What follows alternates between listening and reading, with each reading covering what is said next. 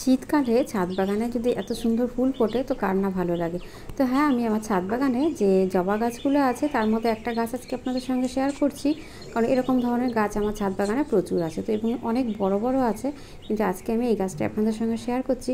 আর আশা করি আপনারা অন্যান্য ভিডিওতেও আমার অন্যান্য জবা গাছগুলো দেখে থাকবেন। তো এই জবা গাছের কী কী পরিচর্যা করেছি এবং তার জন্য এত সুন্দর গাছে দেখুন ফুল ফুটেছে, গাছের রঙটা দেখুন শুধুমাত্র। আর গাছের গ্রোথটাও আপনারা একটু ভালো করে খেয়াল করবেন, কারণ এই গাছটা আমি কিছুদিন আগেই মানে মাসখানেক আগে কিন্তু গাছটা আমি রিপোর্ট করেছি। রিপোর্ট করার পর দেখুন গাছটা কত সুন্দর বাড়তে শুরু করেছে, কারণ একটা ছোট্ট 4 ইঞ্চির টবে ছিল এবং সেখান থেকে এবার আমি একবারে 8 ইঞ্চিতে করে দিয়েছি। তো যেহেতু গাছ অনুযায়ী একটু টবটা বড়, সেই জন্য আমি একটু ওপরের দিকে গ্যাপটা একটু বেশি রেখেছি।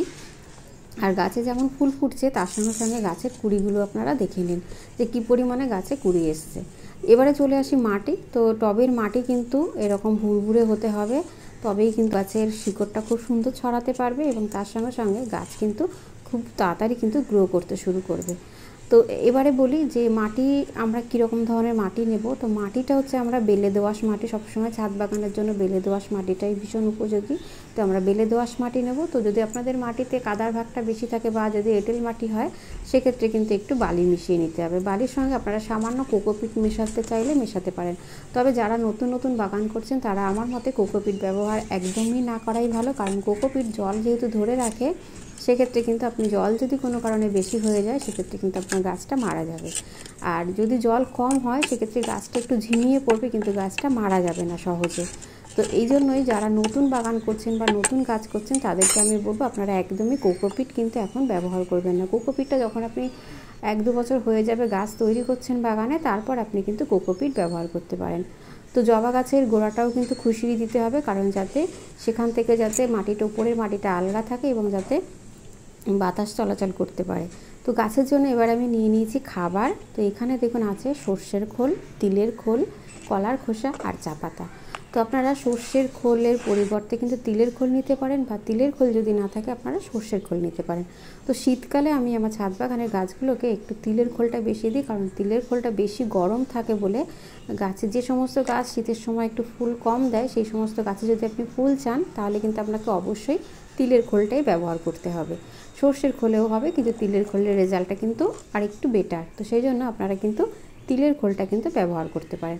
আর যদি তিলের খোল বা সর্ষের খোল যদি আপনারা জোগাড় করতে না পারেন, সেক্ষেত্রে রান্নাঘরে বা মুদিখানা দোকানে যে আমরা সর্ষে বা তিল আমরা কিনতে পাই, সেটাও কিন্তু এনে মিক্সিতে বা শিলে বেটে আপনারা কিন্তু 5-6 দিন পচিয়ে সেটাও কিন্তু পাতলা লিকুইড করে কিন্তু গাছের গোড়ায় দিলেই কিন্তু আরও বেশি রেজাল্ট ভালো হবে, কারণ সেটা কিন্তু আমরা একদম অরিজিনাল জিনিসটা কিন্তু আমরা গাছকে দিতে পারছি, সেই জন্য তো আপনারা কিন্তু সেটা করতে পারেন। তো এখানে দেখুন আমি চা পাতা নিয়েছি, রান্নাঘরে ফেলে দেওয়া যে চা পাতা ইউজ করার পরে যেটা পাচ্ছি সেটা, আর তার সঙ্গে নিয়েছি কয়েকটা কলার খোসা।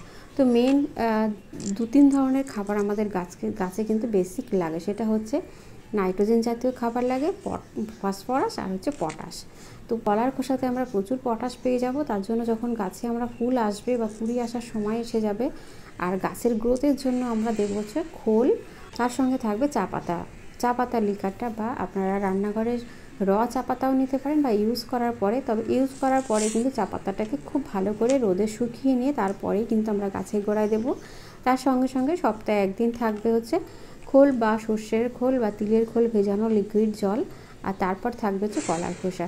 তো এটা যখন আমরা গাছটাকে গ্রো করতে চাইবো, মানে গাছের যখন গ্রোথ চাইবো, তখন আমরা সর্ষের খোল আর চা পাতার লিকুইডটা দেবো। আর তারপরে যখন কুড়ি আসবে মনে হচ্ছে, তখন আমরা গাছে দেবো কলার খোসার জল। আপনারা চাইলে এই খাবারগুলোকে লিকুইড করে দিতে পারেন, অথবা আপনারা কিন্তু ডাস্ট অবস্থাতেও কিন্তু দিতে পারেন। তবে কলার খোসা কিন্তু এরকম টুকরো টুকরো করে গাছের গোড়া দেওয়া যাবে না। আপনারা যদি টুকরোটা ইউজ করতে চান সেক্ষেত্রে কিন্তু রোদে খুব ভালো করে শুকিয়ে নিয়ে তারপর কিন্তু গাছের গোড়ায় দিতে হবে। আর সর্ষের খোল বা তেলের খোল যদি আপনি গুঁড়োটা ব্যবহার করতে চান, সেক্ষেত্রেও কিন্তু একটু পাউডারের মতো করে নিতে হবে, নিয়ে টবের কিনারা বরাবর দিয়ে মাটি চাপা দিয়ে দিতে হবে। আর না হলে আপনাদেরকে পুরো জিনিসটাকে একসাথে পচিয়ে, বা কলার খোসাটাকে চাইলে আপনারা আলাদা করে পচিয়ে দিতে পারেন। একটা সপ্তাহে এক এক রকম ঘুরিয়ে ঘুরিয়ে কিন্তু গাছকে খাবারটা দিতে হবে, তবেই কিন্তু গাছের রেজাল্টটা খুব ভালো আসবে। আর প্রতিনিয়ত কিন্তু গাছকে 2 বেলা স্নান করাতে হবে, যদি আপনি দুবেলা স্নান করাতে পারেন তাহলে কিন্তু নর্মালি কিন্তু গাছে পোকামাকড়ের অ্যাটাক থাকবে না। আর যদি পোকামাকড়ের অ্যাটাক থাকে সেক্ষেত্রে আপনারা যে কোনো পেস্টিসাইড অর্গানিক দিতে পারেন আপনারা।